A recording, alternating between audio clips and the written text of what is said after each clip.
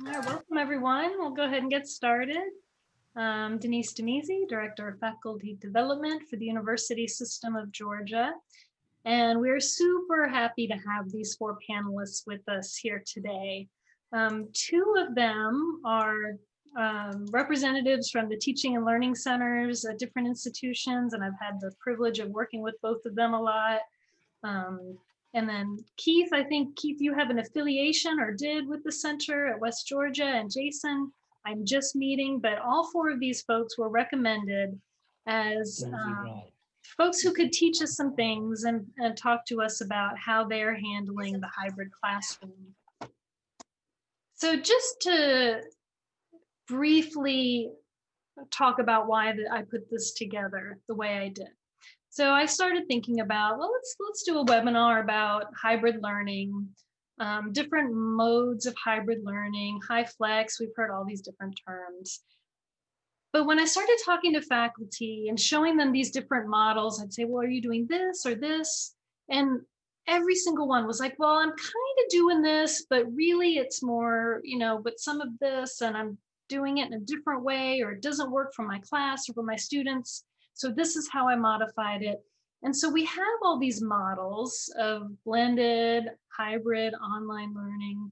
We really wanted to dig into some different hybrid models and high flex, but to recognize the fact that these models as they are out there are not going to absolutely 100% fit you or your context. I think of them as a starting point, maybe to get some ideas, but then, like with all things in teaching and learning, all things in our classrooms, we get some good ideas and then we make them our own.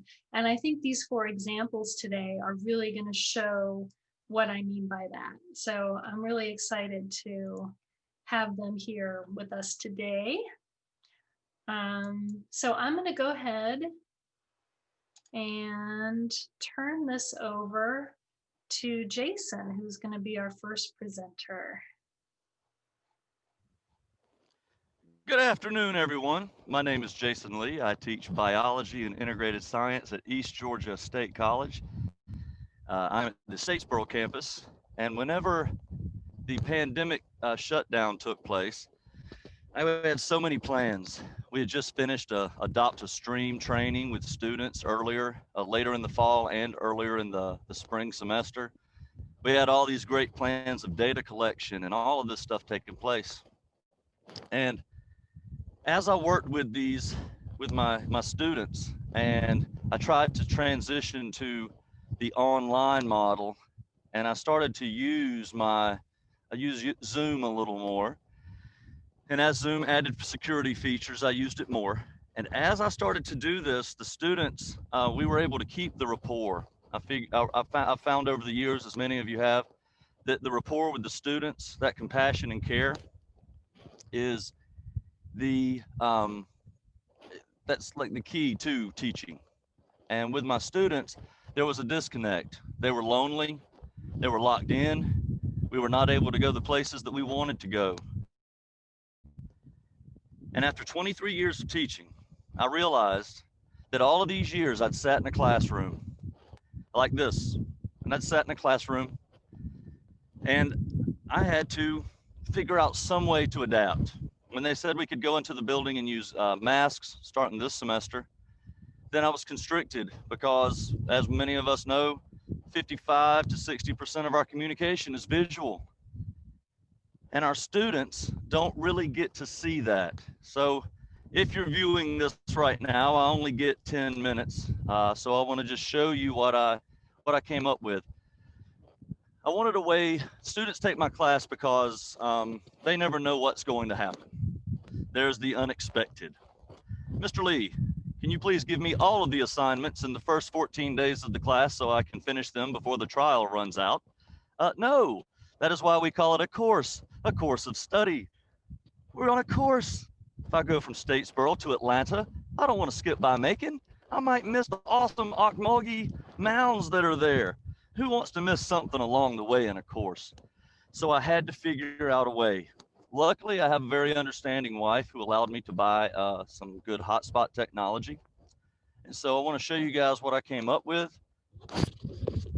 So if I go here, I'm not breaking protocol by going out of the building. We're kind of losing your audio though. Definitely continue that. And let me bring you guys to where I am. So I thought, all these years, I've been sitting in this room showing videos of what other people do and never quite getting to do what I do. And so I wanted the kids to be able to experience, if I couldn't take the kids places, I wanted them to be able to experience places virtually. So where I am right now is a little town called Sunbury, Georgia. It was established in 1758, and it was a rival to Savannah in terms of port.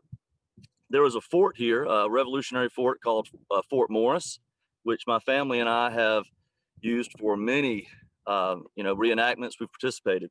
So my students and I, what we've been doing over the past several months, and the data led from spring to summer to fall, is collecting data here in the Medway River, which is part of Blackbeard Creek. The island that you see over there, way off in the distance, is St. Catherine's Island. So far this semester, we've gone to a big 300-year-old oak tree and done a great study, because with Zoom, I figured out you could hook up your GoPro and you can get really up close cinematic shots of these things. And I know a lot of people do not like the Zoom.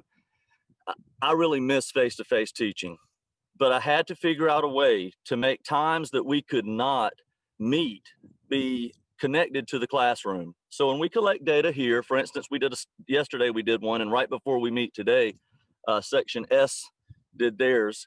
We collected today the water temperature is a wonderful 76 degrees. The pH was 8.18.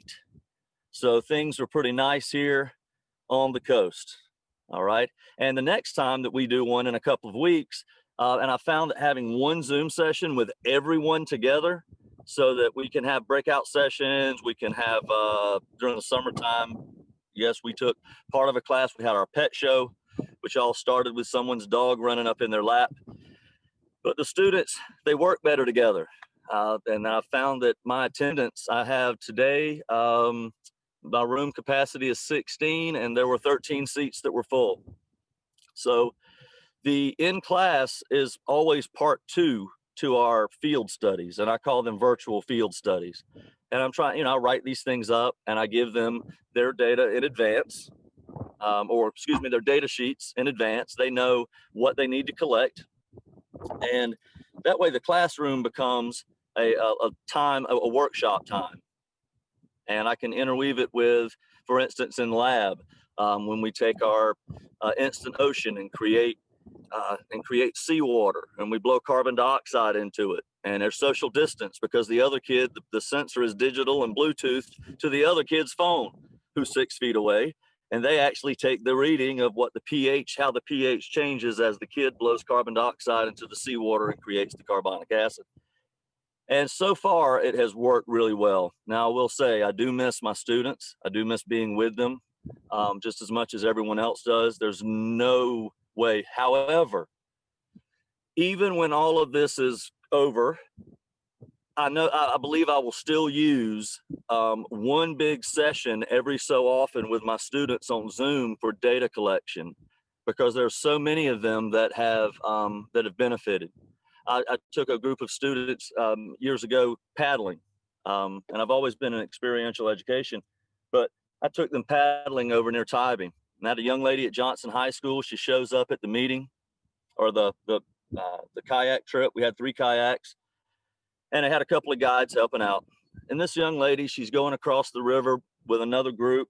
But before she got in the boat, when she first showed up for the field trip, she had her nails done, and her hair was done, and her nails had these glittery things. Man, it was beautiful. And she did not want to get in that kayak. After her friends urged her to get in the kayak, she went across the river. Now, it took a lot of urging to get this young lady across the river, because it was something she was just not used to whatsoever. But once she got across the river, she wouldn't come back.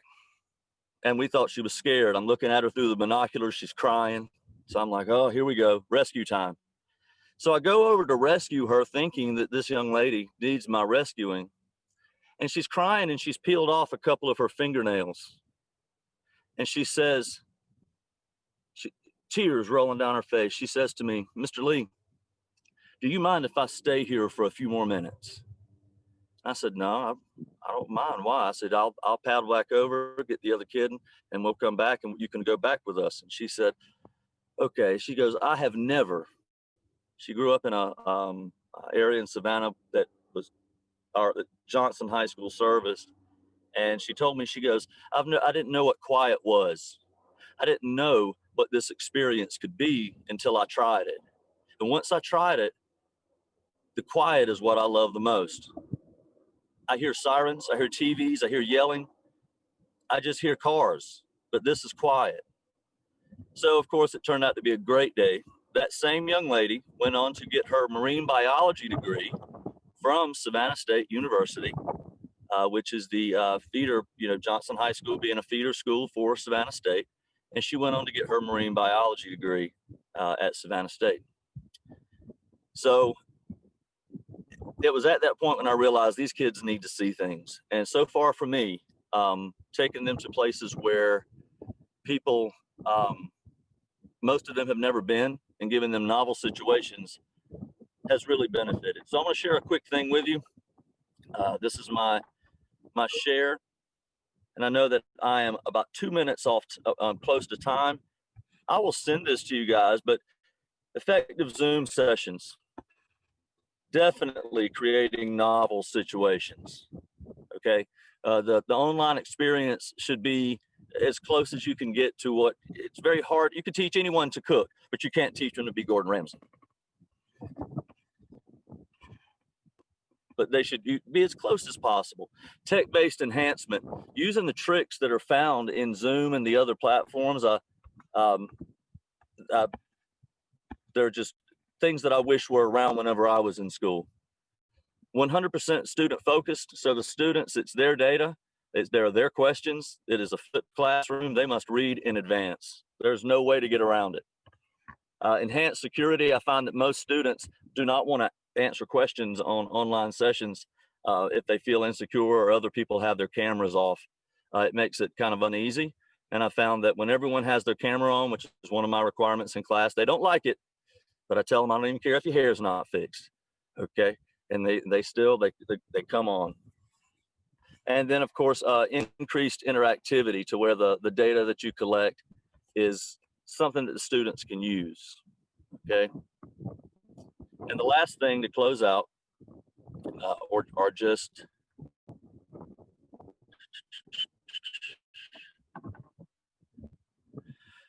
very quickly, just a couple, I'm just going to scroll through a couple of images that we collected along the way of our virtual field trips. Sorry.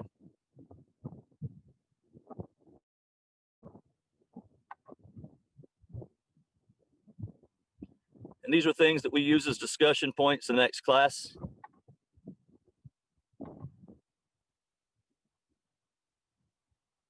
This is not from Whoville. It's not a truffle tree, but it's definitely a very interesting photo. And last but not least, what most people do not know is that the Spanish moss has flowers. And these are the flowers of the Spanish moss. So when you see that glow in the Spanish moss, you know exactly why you're seeing a lot of that glow when the sunlight shines through. I would like to thank everyone for my I hit right on it, right? Denise, did I get it?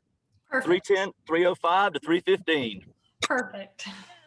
All right, I'm ready to hear what these other guys have to say. Let me get my notepad. Hey, thank you, everyone.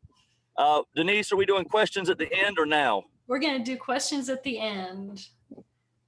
So thank you so much, Jason. That was really, I love hearing how, you have taken field trips on the road and given students an opportunity to see things that they couldn't normally see. And that's really cool. And it's also fun to think about what we're learning during this experience that we will carry over.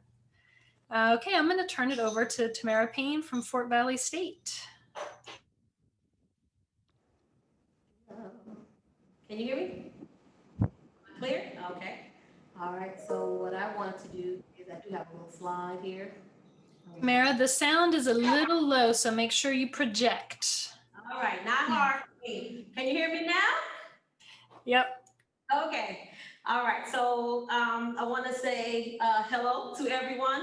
I'm Tamara Payne. I am the director for Center for Teaching and Learning here at Fort Valley State, and I'm also an associate professor in graduate program of rehabilitation counseling, and I teach a class in psychology. So I'm going to come with two hats on my head. The first hat, I will be representing the Center for Teaching and Learning. And so I just kind of wanted to talk about what we do here. My focus will be on the method we use is blended synchronous learning.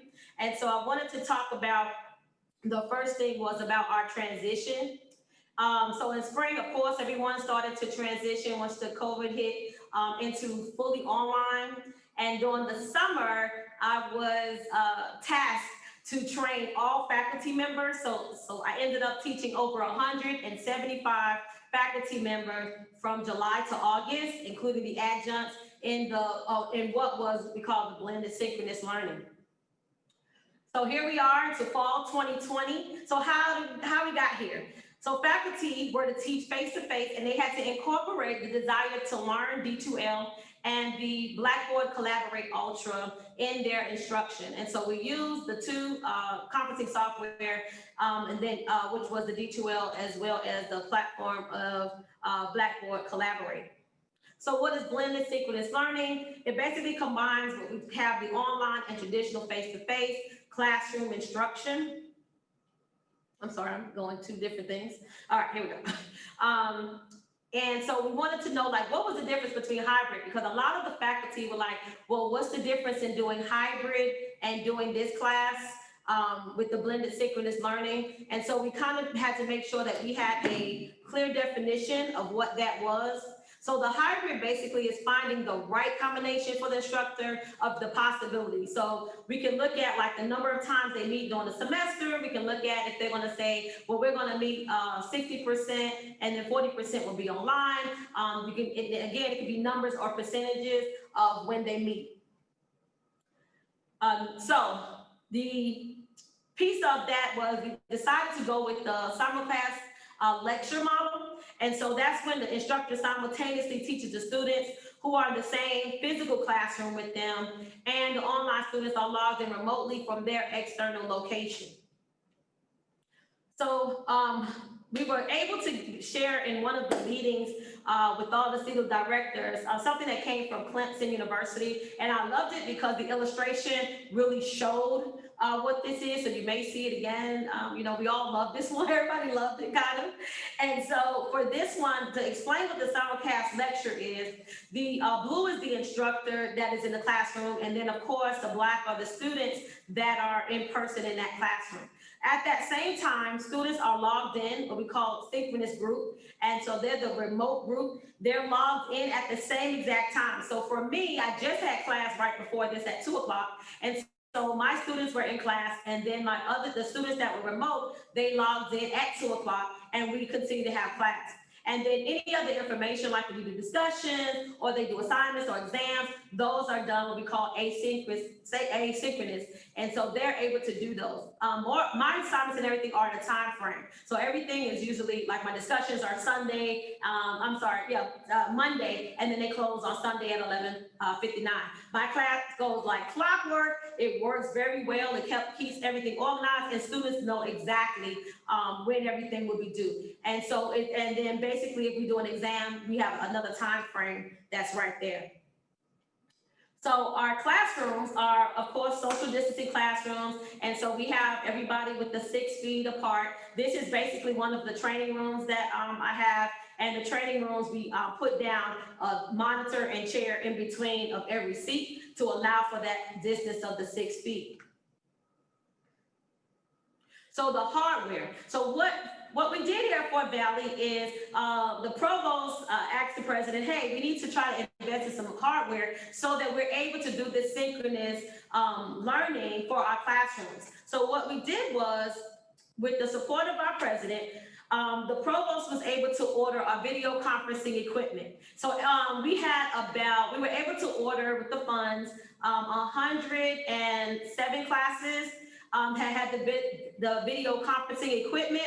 So every class, if you look to the picture on your left, that is the video camera. I'm actually in a room that has the equipment right now that we're using. And so we have a video camera, and then the other one to the right, that's the microphone that we use, as well as the speaker. And so all the classroom has this equipment, and the only thing that the professor has is that remote control. And it basically will allow them to kind of move the camera, to do the volume, but that's it. So there's no on and off button. Once they have put on start video or share video, the camera automatically comes on. Once you hit microphone, the microphone comes on. So this has worked really well in many of our classrooms. The only problem we had is some of the classrooms that are really large, like the auditorium style, we were having kind of issues trying to put them in because the ceilings were so high.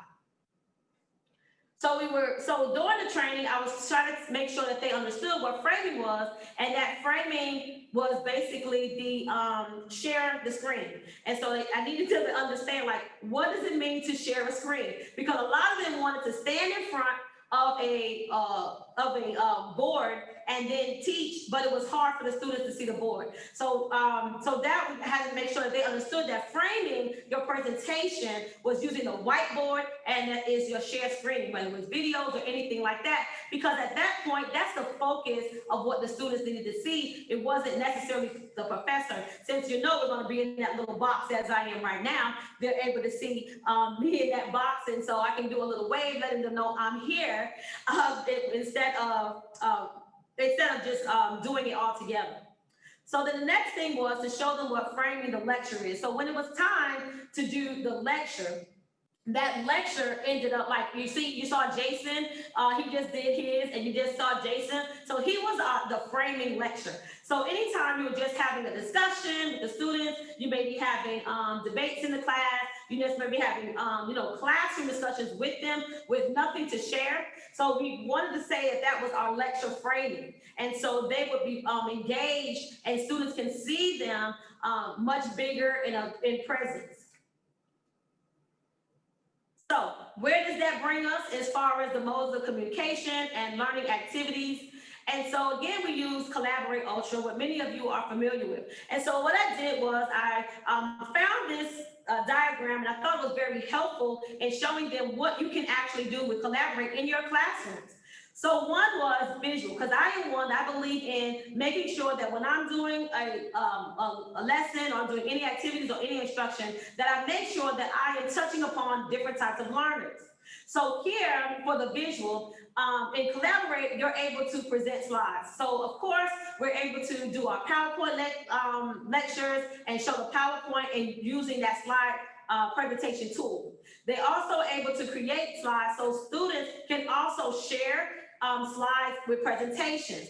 I am known as the group queen of assignments. I have every class, they have a group project. I don't care if they're remote, they're face-to-face.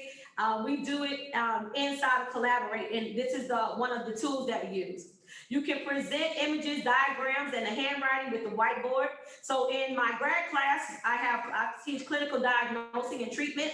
And so what we did was we used the whiteboard, because once the student had their cases and they had to diagnose, I would write the information down based on the answers they gave, so they can see what they were. And then if they weren't correct, we just can erase it, and we kept going, and students were able to do the same. And so that was the whiteboard tool. Then we presented as far as computing processing, where we broadcast the screen. We use the webcam, which we're doing now, and that gives presence to students so that they can see you, that you're there with them. The text A lot of times, some students didn't have microphones, so the chat actually comes in handy, and they actually have conversations together. So when we were sharing the students' answers, they were able to use the chat. Then you have, of course, your file share, and you can share files and collaborate. Presence, I thought that was very important because students want to know that your identity. So I always have a picture where my name is. I'm always having my status, letting them know, like if I leave, I'm away. You know, a lot of times I use emojis on that. And you're able to share your photos, your videos, your name. You're able to do like voting cams and webcams. And then the group work. I told you I'm the queen of the group work.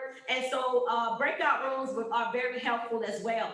And so when I did a breakout room with my class this time, which was family counseling, they had to do a mock of doing family treatment. And so we were able to do breakout rooms and put different family members in breakout rooms, and we can bring them in and they counsel that member, and then we can bring them all together. Also, I used that for when groups needed to meet. They had each one of them have a breakout room as well. And then sometimes I would give them their own collaborate sessions so that they can do practices and things like that. And so that is helpful. Now, I'm also the queen of movies. And so it really is helpful to add movies because they can't get a real actual client. And so for my class that we teach with at the abnormal and diagnosing, they're able to get like my class that just did psychopharmacology. They had to get a movie of a person who had an addiction, and that was their client, and they had to do the report, and they had to write about the substance and the psychosocials about it, and the students really loved it.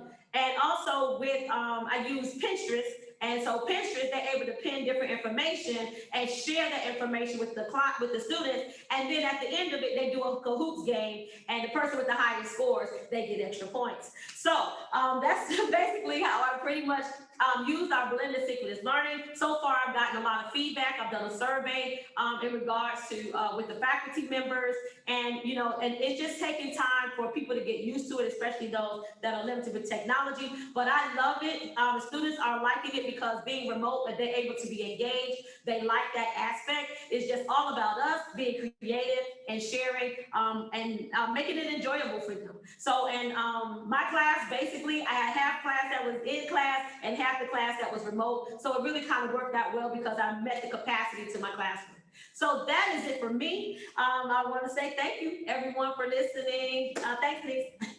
Thanks so much, Tamara. I love the fact that you are presenting in the room that you're teaching in, so we can all actually see an example of what that looks like too. Okay, great. So next we have Keith. Keith, I don't know how to say your last name. Pacholl?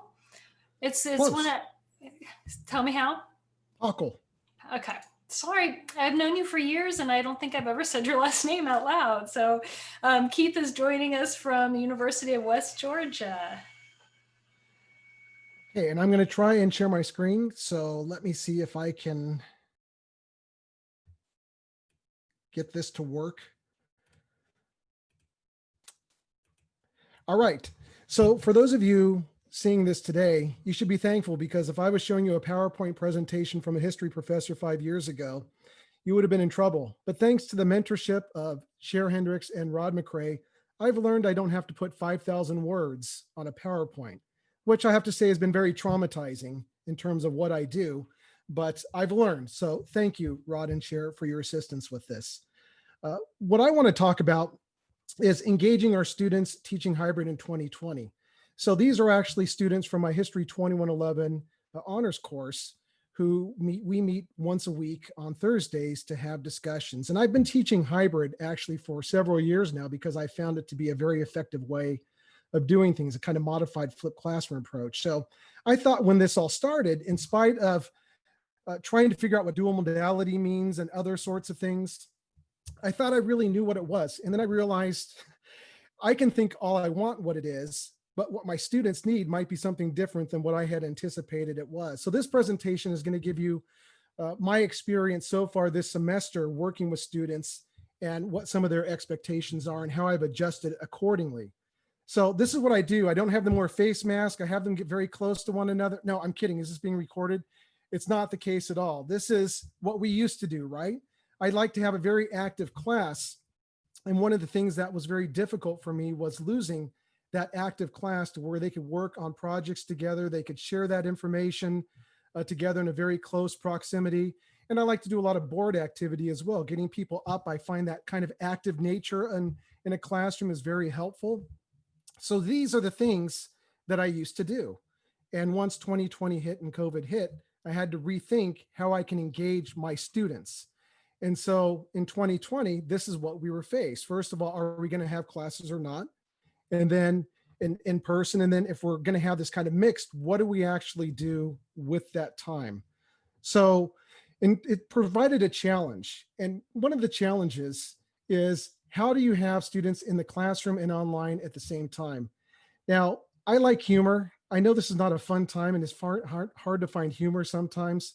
I always put a picture of myself, a completely deprecating picture of myself, because it lets my students know in all my pictures and all the things I do with my students, they see the kind of humanness that I don't take myself too seriously. So I realized very quickly this semester, I can't take myself too seriously because I'm trying to figure things out. And I was very upfront with my students about what do I do in terms of having both hybrid, that hybrid nature of in-class and online learning, because we do not at West Georgia, most of our classes are not wired for synchronous instruction in terms of having some in and then some who are being streamed live to. There are some classrooms that do, but many do not, and my classrooms do not. So I had to try and figure out ways with which to make it work. So my solution is what I called the flex engagement approach. Now I'm laughing because I have no idea if this approach exists, if it's already out there. I just wanted to sound cool and throw something out there during this presentation because I knew I was with great minds. So translated, it was my way of simply saying, finding flexible means of engagement that's emphasized student participation in both forms of delivery. Because for me, having students participating and active is crucial to the success, not just in the class, but in their learning process. So one of the first things I wanted to do was to hear their voices and discern what their needs are. And at the very beginning of the semester, what I did is I'm teaching 3 classes. One's a survey course, then one is an upper division course in colonial America, and then another's a graduate course in colonial America. And what I did for the upper division and the survey course is I had them reflect on what their understanding of history was. And I knew this was going to come out, that throughout the course of answering these questions, students expressed concerns about their learning this semester, about COVID, about its impact and so forth. So what it allowed me to do was to discern not only what they knew coming into the classroom, but also what their concerns might be. So hearing that voice, I think, is fundamentally important and has really helped me along the way. So the thing is, when you ask students, what do they think, they respond. And here is my upper division class who are social distancing in class. And so I told them that I was actually going to be presenting today. And I said, is there anything you would want me to share with those I'm presenting to? And as you can tell, they all raised their hand and said, oh, yes, we do. And so they did. And so hearing that feedback, and one of the things they were saying is they missed that interaction with one another. And so we talked a little bit about the interaction we've had in class and the class discussion, and then also the interactions we've had online and how we can make those meaningful. So it's important to hear their voice and allow them to engage with the material, so much so that what I realized is that students had a real interest in terms of, in the course of the conversations I had, there are a lot of times we participate in discussions where our voice isn't heard. So I said, that's fine. Now it's on you. And so what I did is created a series of discussions that said, you tell me what questions you want to discuss based on the readings we did. So they had to submit it in advance, and here are the results. And I wanted to find some readings too that were very timely. So in the case of the colonial America class, I had them read something on the yellow fever epidemic of 1793. And I also had my undergraduate survey course do the same. So these questions are questions that students all came up with. And we use that as the basis of discussion. I took kind of a back seat, I facilitated it, but they are the ones who, not only in terms of conveying the content, but in terms of asking the questions. It was their class and they were extremely engaged with that. So many of my classes are, in terms of the discussions we have face-to-face discussions. Here are my graduate students socially distancing in our history conference room. And even the history students, when I asked them about how this semester has gone, one of the things they said is we really enjoy this kind of interaction with one another. And so in terms of that face-to-face attendance that I've had pretty good success rate in terms of students attending. So out of 14 Honor students who are in my 2111 class, I usually get 11 to 12 every week. And at the upper division, I usually have 9 to 11 every week. And then my graduates, they have had perfect attendance the entire time. And it kind of reflects what I've heard from them, is the fact that they kind of like that engagement, but they like having the Tuesdays. What I will do is on Tuesdays, they will engage with the material, they will read, they'll watch videos and so forth, and then we will come in and we will discuss it. Now, it's not always possible for us to discuss. And in fact, as we all know, when we do Zoom and Google and all these other sorts of things, that who knows what's going to happen. Will the microphone work? Will the recording camera work? We have had some online discussions. It turned out I had to have a medical procedure done this semester. And so what I was able to do is utilize, since we had already had regular discussions, I simply put it online and I said, let's continue the conversations. You lead the conversations. And they showed up. In fact, more people showed up. There's one of the few times I had perfect attendance take place in our discussions. One of the concerns for me, since I can't do those live lectures, is creating videos for both content and personality. So there's been a lot of good material coming out about how to lecture and how long lectures should be, in video lectures, 5 to 10 minutes, for instance. But I also wanted my personality to come out. Now, I have to be honest with you. I hate the way I look on camera and I hate the way I sound, but I want my students to know it's me. So I create videos that not only focus on content, but give them a sense of the facial expressions, the comments I make, and the humor that I include with it. So I think that that's a really important thing for those of you who don't have that synchronous ability, is to inject your personality into that online content beyond the kind of dry reading material that we give them. And I'm a huge fan of Tilt. And the USG office has been very good about getting the word out with regards to Tilt. And I will say transparency in learning and teaching. I'm sure a number of you are familiar with it. If not, there will be a link I'm sure Denise can provide for you that will give you more information with regards to Tilt. But my thing is, in terms of explaining up front to students what's going on, we think of Tilt in terms of assignments, but I think an entire class can be tilted as well, explaining why you do things, the purpose of what we're doing, the task, and explaining it to them, or why I've chosen certain assignments, and then being very clear about the criteria. So I think those sorts of things are really crucial in this COVID kind of age, to where there's a lot of uncertainty going around, being as clear as possible, both on assignments and actually in person. And then finally, in terms of assessments, I believe assessments should not only assess assignments, but also be flexible. And one of the things I have found is students have really responded, because it brings out their creativity, especially for those who have more of online content that they have to do. It allows them to be creative. And so in that case, for instance, I was supposed to have a slide in here that showed some of the discussion videos that they posted, and PowerPoints and other sorts of very creative. Someone did a graphic novel.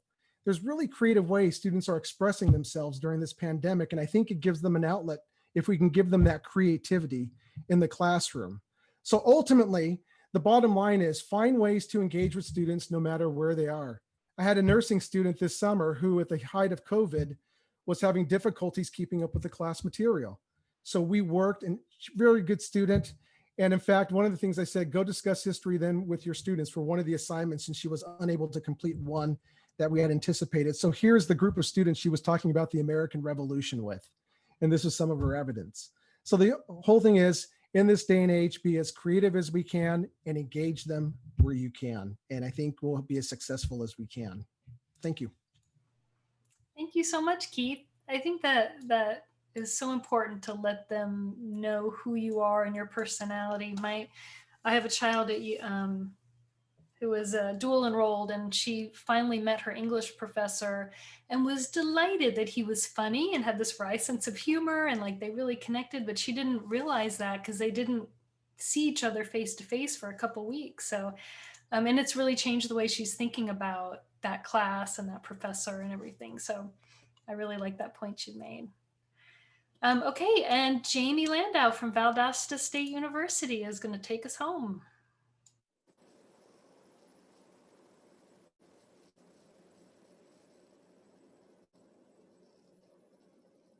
Hi, everyone. So I really enjoyed the 3 panelists before, and I'm kind of glad I came last, because I feel like what I'm going to talk about builds on all 3. And so what I'm going to discuss is a case study of what's called high flex teaching, specifically here at Valdosta State. And so this is where students register for the course, and the course has a scheduled physical location and meeting time of the week. But then the instructor divides the students into groups to participate in class face-to-face and synchronously, remote and online at the same time. So earlier in the chat, you saw someone asking about how Tamara breaks her groups up, and that's what we had to do here at VSU. Instructors could decide how to do that.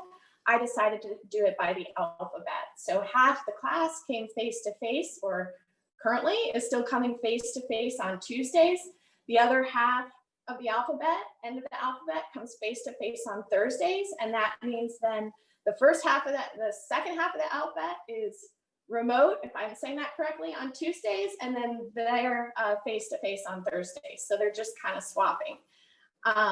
And that's because in the classroom that I teach in, only 14 people can fit with social distancing.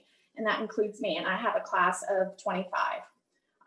So the software that we use is Blackboard Collaborate Ultra or Microsoft Teams. I use Collaborate. Software that I also use for the asynchronous part is our learning management system, which we call BlazeView. All of you, most of you have a version of that, probably branded to your institution. And then like Tamara talked about, the hardware equipment that we have to use, which the university outfitted in all of the classrooms this summer, are webcams on computer stations or up in the ceiling, like we saw Tamara, as well as microphones and speakers in the instructor stations, sometimes a handheld microphone, lapel pen, or things like that. It really depends on what classroom you're in and how big your class is. So HyFlex is not new. In fact, it's over a decade old. And let me show you a little bit of a history of it. So it was designed in 2005 by Brian Beebe, and he teaches in a graduate program. So we want to think about that this was a model that was originally designed for graduate students. And now we're using it for undergrads, for a lot of us. And you'll see Brian Beebe here said that HyFlex was defined as students being able to choose whether to attend class face-to-face or online, synchronously or asynchronously. And that notion of choice is key and probably is presenting a lot of challenges for all of you if you're going to teach HyFlex currently in the USG.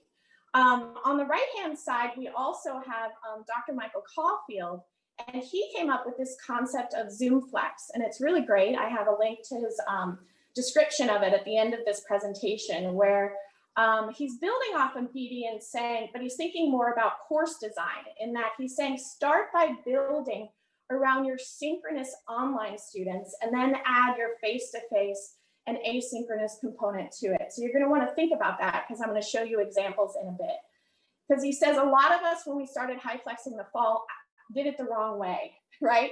We thought, I'm teaching face-to-face and I'm adding this video conference student to it. And he says that's not going to get you an engaged classroom. That he says flip your thinking, start with the synchronous online and then think about how you bring students into that. So there's a lot of different models of HyFlex. I want to share briefly some of my 4 lessons learned. I have a long list of probably 20 or more lessons learned, but for today, I wanted to just share a couple and give you examples. So yes to ZoomFlex. I cannot say enough, Michael Caulfield nailed it. And the reason is, and I'll talk about it, is it's the way to help with your engagement. Your students who are remoting in will just feel like passive viewers if you don't start with them first when you design your course and your lesson. So I'm going to talk about that with the next bullet point, which is that for every class you teach, and we heard this from our other panelists, it's even more important to have active learning. We already know that about face-to-face teaching, but HyFlex has to have structured active learning activities in it. From collaborative note-taking, using whiteboards, breakout rooms, pause teaching strategies, discussion strategies. Every class session I do has an active learning strategy that actively engages the remote students and the face-to-face students, but starts with centering the remote students. And I'll give you an example of that. Someone in the chat earlier was asking about whether or not we should require cameras. And there is a lot of debate about that in higher ed right now, and very legitimate concerns about inclusion. But I guess one lesson I've learned from this fall is that I need to do a better job of establishing my high flex class guidelines. I need to have a conversation with students at the very beginning about what I want and what they want out of this modality of teaching. And I'm realizing in my class, cameras matter. They matter for the community building. They matter for the active learning. And so I want to have a conversation with students about that and then build that into part of the guidelines for the course. Similarly for attendance, see how it says there, my attendance policy should now state explicitly that they are not allowed to choose to attend class remotely if they don't have a COVID documentation. So a lot of USG institutions are struggling with this right now, where our students kind of all then decided to go remote, even if they weren't in quarantine. And so we're all gonna have to rethink our kind of guidelines for that in the fall. And then I guess last I'll say is high flex fatigue is real. A lot of us who are high flexing have been talking about it. It's even more exhausting than Zoom fatigue. So give yourself a lot of grace when you try this, and kind of like some of our panelists said before, just be, treat this as an experiment and be kind to yourself, because there's a lot of failure, but try to learn from that failure. So examples.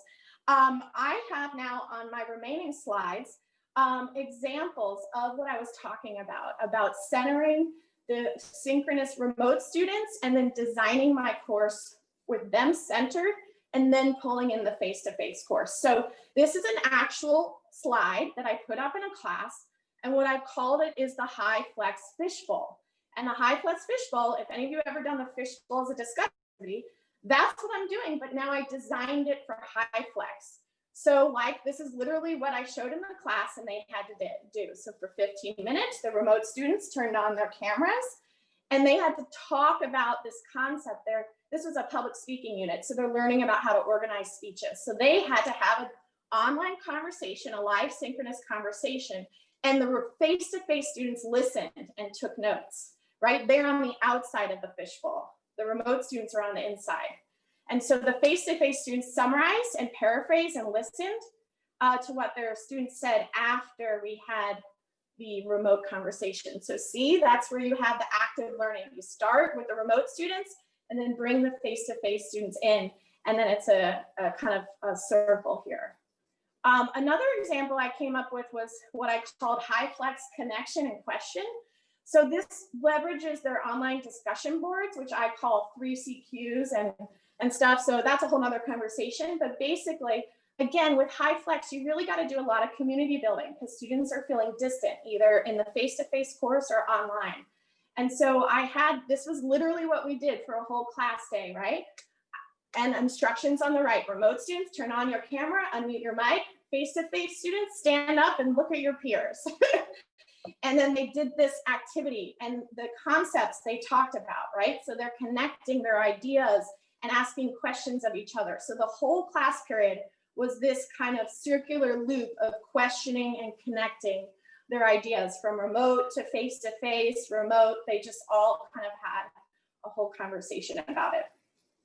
Another thing I did was a debate. So again, I had to rethink, how would I do a debate high flex? So I similarly gave them prompts. See, all these prompts, you have to constantly kind of tell them your guidelines about how to use their cameras, or else they will not turn their cameras on. And I don't think having a debate without cameras is effective. So 8 students, right, spoke in favor of this reader. 8 face-to-face students were the devil's advocates, and the remaining students that I didn't assign were the judges. And so they had a high flex synchronous debate. Again, I centered it around the virtual, around the fact that we were doing this kind of in this wild modality. Another example is, this is a typical kind of breakout group example. So this is like, I broke them into breakout groups in the video conferencing, and I broke them out into breakout groups in the classroom. And that's pretty crazy. It gets pretty crazy to manage online breakout groups while you're also managing breakout groups in the classroom. But then they all had their instructions here to analyze, right, these concepts, these ideas, and then they came back as a class and shared their answers. So again, you can use breakout groups both face-to-face and synchronously online at the same time. I haven't figured out yet how to match the face-to-face and the synchronous people in the same breakout group, but I'll save that for later. And then I was mentioning to some of you that what's really cool about Blackboard Collaborate, and again, something you want to think about with HyFlex, is constantly having engagement metacognitive priming, because the students in the video conferencing can really zone out. Like probably a lot of you are kind of in your kitchen cooking while you're listening to this. But when your students are learning, like they need to be more present. So you want to embed metacognitive prompts, what they call pause teaching, at the beginning and the end, and even at different parts throughout your HyFlexing. So I do this. So this is like at the beginning of the class, the students were given this prompt and then they had to type on this board, the online students, while the face-to-face students wrote in their notes. So every prompt metacognitive trigger that I did for the remote students, the face-to-face students had to do as well. Then, I wrote, so that's using like a digital whiteboard while also doing the physical whiteboard. So this is the physical whiteboard in the class as we actually discuss the concepts. Then here's us actually analyzing a speech with the concept. So again, the remote students are writing on this while the face-to-face students are writing in their actual notes. But we're using the digital whiteboard as a way to kind of connect the two groups. And then last, and I'm here right at my time, you always want to kind of similar when you start off with these metacognitive prompts, you want to end with them too, because your students who are remote or face-to-face, they might be kind of checking out by that point. They need to pull their learning full circle. So I would again put this prompt up on the screen and also have the students face-to-face and remote do this, right? So the ones who are remote would answer in the chat, and then the ones who are face-to-face would answer out loud.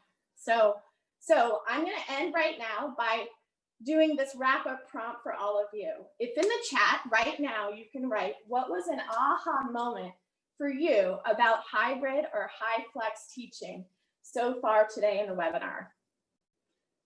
So please go ahead, write in the chat. What's an aha moment about HyFlex teaching or hybrid teaching so far for you today at the webinar? And then we'll open it up for Q&A. Thanks so much, Jamie. That was great. I love that you brought up Michael Caulfield and ZoomFlex, because it is a completely different way to think about the way we structure and organize our classes, to think about the Zoom first or the online aspect first. I think that's great. I will let you look at some of the things that they're putting in here, if you would like to comment on that, Jamie, since that was your prompt, but then we can also open it up for questions and comments.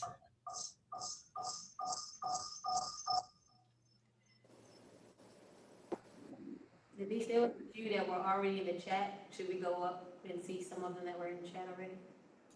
Yeah, if you see some up there, there's a lot rolling by right now, but if you see some in the chat, we can definitely bring those out. Or if you folks who are participants want to unmute your microphone, you are so welcome to do that.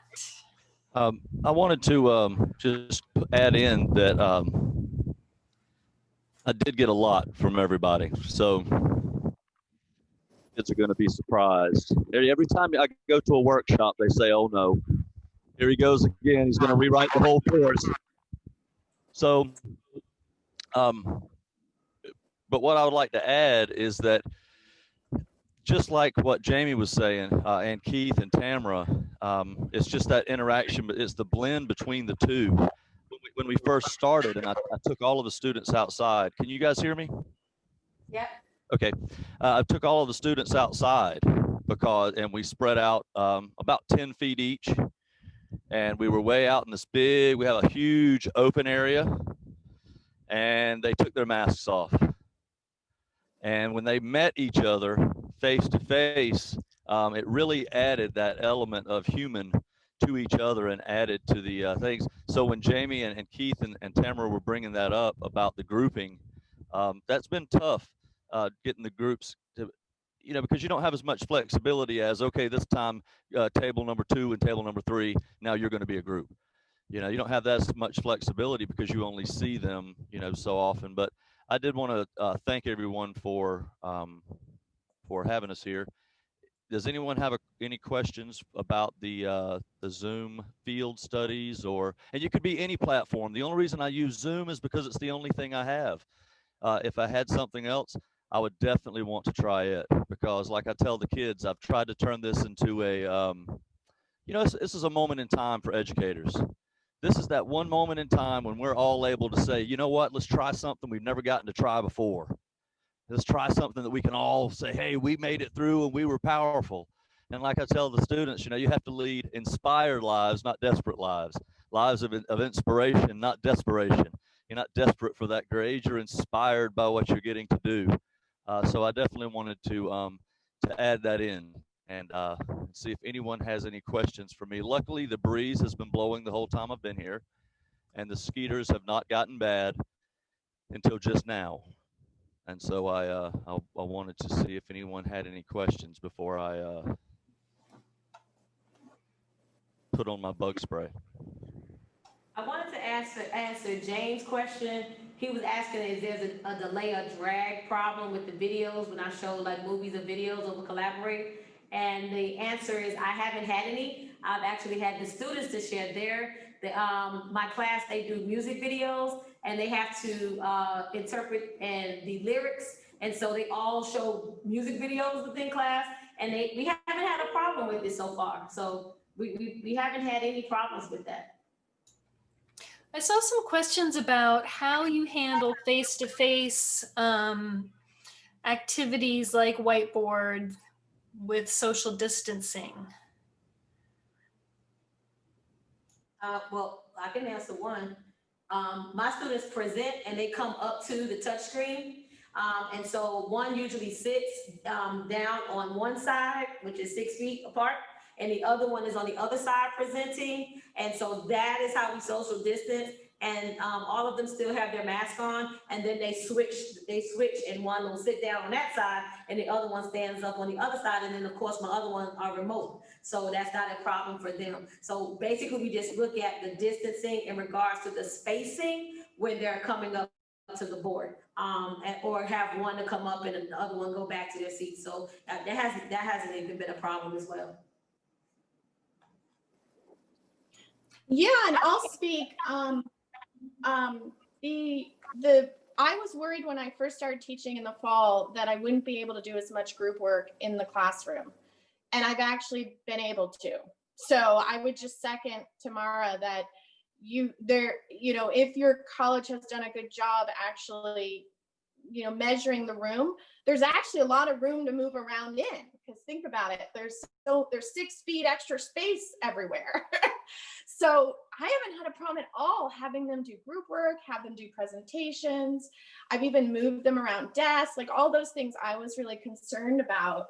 That hasn't been a problem. So. One more, Denise. Somebody asked, can you pre-assign breakout groups? And you cannot in Collaborate, because the students actually have to be in the Collaborate session. And so because they're not there, they don't know, the Collaborate doesn't pick up who's there to separate. So they have to be in the session. And then, but once you do that, it automatically will do it for you. It'll randomly do it. But I ended up having to go ahead and put them in their groups. But that class is only 12. So I just can't imagine trying to do that if the class is like 25 or 30, but that's how that works. For those of you using Zoom, you can pre-assign in Zoom. I was gonna add that one quick trick for a lot of people that are in the classroom. Our school, the cameras are right next to the teacher center, and so there's no way to get them over to the actual whiteboard. And so what I do is I use the laptop, and I got this for like $30 from Zoom, and it's basically a stand that hold your laptop. And I put the laptop right up. What I found that works for me is I put the laptop right in front of the whiteboard. So the kids at home, they can go to, they can actually make me the big screen, and they're actually seeing me right on the board while the kids in class are also. And then the other camera just points at the entire class. So they're seeing the kids raise their hands, and they're also seeing me right on the board, because you can call in with different devices. So hope that helps.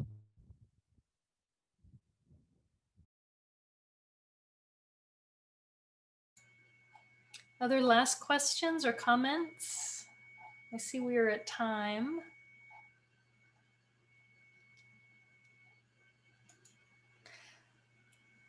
All right, well, thank you all. Thanks so much to our panelists for sharing, 4 very different ideas of what can happen in this crazy world that we are living in right now.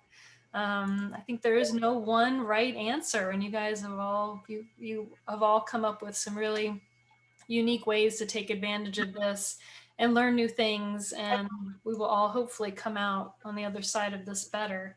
And thanks to all of you who showed up today. We have one more webinar about hybrid. And this kind of makes me think what Jamie said about how she's not giving students a choice of coming or not coming if there's no good reason.